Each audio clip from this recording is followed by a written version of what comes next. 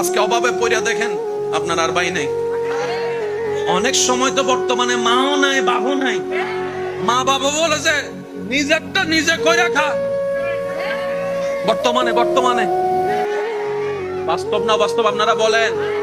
যে ছেলে কামাইতে পারে তারও আদর, তার বউরও আদর, তার ছেলে মেয়েরও আদর, নাতি নাতির বুকে টাইনা নাই। আর যে ছেলে সংসারে টাকা দিতে পারে না তারও দাম নাই, তার বউরও দাম নাই, এমনকি ছোট ছোট বাচ্চা নাতি নাতিরও দাম নাই। কথা বলেন ঠিক না?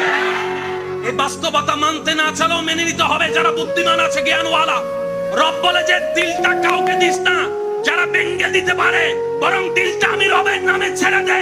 আর আমি রব তেমন দয়াবান, পৃথিবীতে বাঙ্গা জিনিসের দাম থাকে না, কিন্তু তোর বাঙ্গা হৃদয়ের দাম তোর মার কাছে না থাকলে, বাবার কাছে না থাকলে, ভালোবাসার মানুষের কাছেও না থাকতে পারে, কিন্তু তোর বাঙ্গা হৃদয়ের দাম আমি রবের কাছে 24টা ঘন্টা আছে।